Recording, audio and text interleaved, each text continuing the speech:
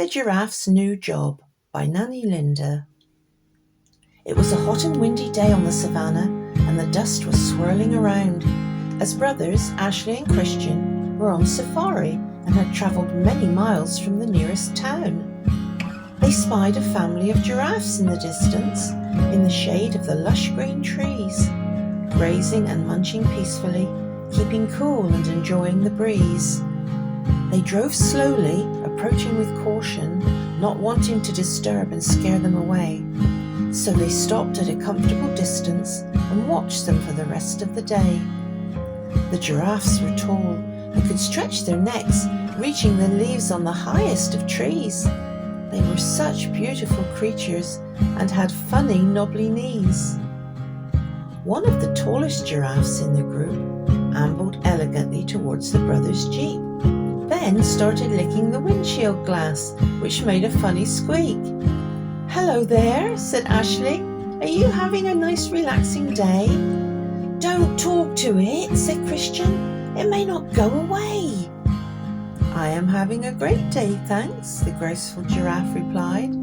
Ashley stared in disbelief, and Kristian jumped in the back of the jeep to hide. "Don't be afraid, I will not harm. I am a gentle soul. I just happened to see you watching us, so came over to say hello. My name is Zuri, and the other giraffes are my mother, sisters, cousins, and aunts, and we live here on the savannah and live on the leaves, shrubs, and plants." Zuri then turned and walked back to her family with a little swish of her tail. Ashley waved and shouted goodbye, while Kristian looked sickly and pale. "Did you notice her beautiful large dark eyes?" Ashley said as they drove back to their home. "And those long beautiful eyelashes, and the 2 lumps on her head are called ossicones." A few weeks passed by and Ashley returned. This time he travelled alone and spent most of the day searching for Zuri, and Spider went on his way home. "Zuri, Zuri," he shouted. "Do you remember me?" Zuri turned, then ambled over to Ashley in his jeep, craning her neck inquisitively. "Zuri," asked Ashley, "would you like a job in an area not very far away? It is in the same town where my brother and I live. You will be there and back in a day." "What sort of job?" asked Zuri. "And what would I need to do? I have never had a job before. I would have to think it through." Ashley looked at Zuri and smiled and said, "It would be right up your street. Just keep all the trees and shrubs trimmed in our town so that they look tidy and neat." "Oh, I can do that," said Zuri, "and I could come and do it at night. Then it would be much quieter and I wouldn't give anyone a fright." So the next day Zuri started her walk to Ashley and Kristian's town and arrived just as it was getting dark, as the sun was going down. Ashley had informed the townsfolk that Zuri was arriving to trim the plants, shrubs and trees, and they were all delighted as she could do it with such graceful ease. She made her way into the park and nibbled here and there. She gave a jogger such a fright of the new arrangement he wasn't aware. She then made her way along the avenue into the main area of the town, tidying up all the tall leafy trees and any shrubs growing low to the ground. Zuri found it interesting, wandering around while the townsfolk were all asleep, and sometimes, not trying to be nosy, but into the windows she would have a peek. She heard a few screams and shouts of alarm, but everything soon settled down, and the residents started to close their curtains when Zuri was around.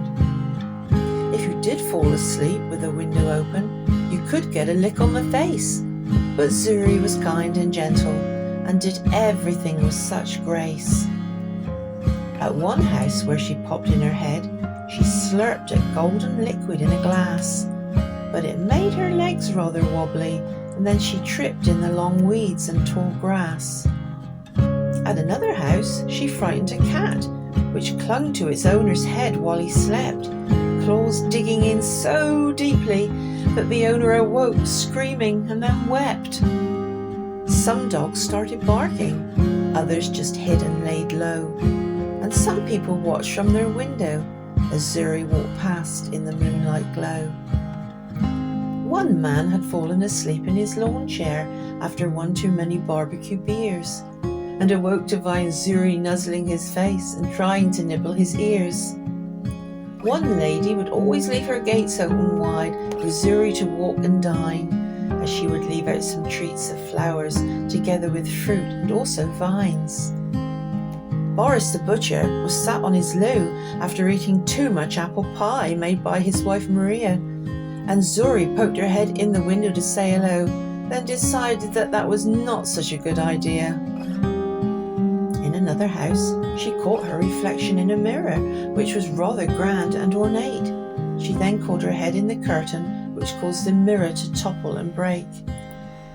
Behind some shops was a large bin full of trash, in which she nuzzled around, but decided she didn't like the smell, so headed back down the avenue to town. So every month or two, Zuri came to visit to give the greenery a trim, until after a few months Ashley noticed that Zuri had not ventured in. As he was quite concerned, he headed off to search for her in his little jeep, and spent a few hours driving around until he found her drinking down by the creek. "Zuri, where have you been? I was worried. You haven't been to town for a while." "I had a more pressing engagement," she replied, and gave Ashley a beautiful smile. Then from the family group, a baby trotted over and stood close by Zuri's side. "This is my daughter Sahara," she said lovingly and with great pride. So when Sahara was strong enough, she took the long walk with her mother into town, and the townsfolk stayed up late and waited for her and cheered as they walked up and down. And to this day, Zuri and her daughter Sahara maintain their monthly trip, helping the local townsfolk by pruning the greenery and enjoying every tasty bit.